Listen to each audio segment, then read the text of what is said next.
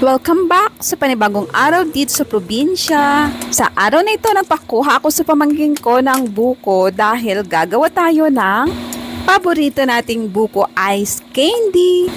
Ito nga pala ang pangalawang pagkakataon na gumawa tayo ng ice candy. Ang unang flavor ay mango. Ngayon naman ay buko. Magluluto tayo ng ice candy. O, diba? Umintro pa. Anyway guys, bago natin kayo rin ito ay tikiman muna. Sayang naman kung hindi natin kakainin itong fresh na buko, diba? Ang sarap naman talaga kasi, lalo na kapag bagong pitas. Ayan, so ang lambot ng laman niya. Kaya napalaki kagad ng subo ko. Huy!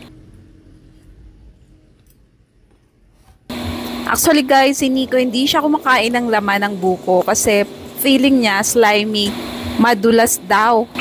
Tubig lang ng buko ang iniinom niya dito. Napakasarap din naman kasi inumin ang fresh na buko dahil manamis-namis siya. Ayan, pagkatapos natin kainin ng isang buko, kinayod ko na nga ito. Approximate mga 2 buko lang ang ginamit ko para sa ating ice candy.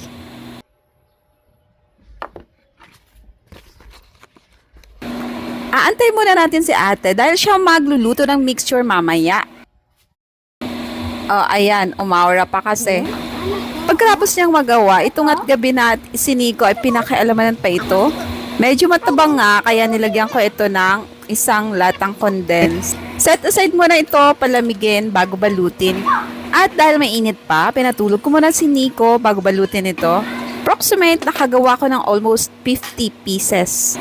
Mula sa 2 perasong buko, 2 condensed milk at 2 eba. So ipapabenta natin ito sa halagang 10 pesos kada isa. Parang dito magsisimula ang journey natin dito sa probinsya bilang isang negosyante. Huy!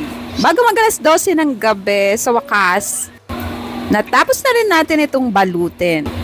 Nakakapagod sa totoo lang, pero kapag nakita mong ready na itong mga ice candy, sobrang fulfilling din naman na ready na siya kinabukasan. Kinabukasan, gumawa tayo ng sticky rice. Diba? Hindi pa tapos ang ating kusina adventure.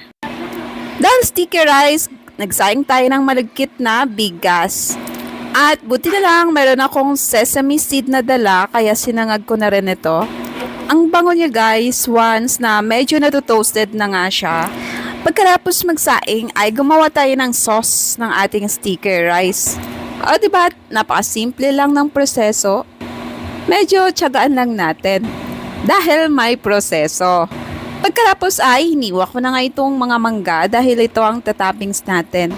Medyo kailangan lang ng tiyaga dito dahil kailangan mong makuha ang balancing tamis ng sauce nito para dito. Finally, nakatapos na tayo ng ating sticky rice at ito ay binebenta namin ng 15 pesos. Nakakapagod, pero sulit naman kapag nakita mong resulta. Diba ang ganda? Regardless kung mauubos siya or hindi, basta maganda ang resulta. Hindi ko na pinost sa social media dahil medyo shy part pa ako sa part na to. Yung first time kong magbenta ng kakaiba sa tingin nila. So hanggang dito na muna. Salamat!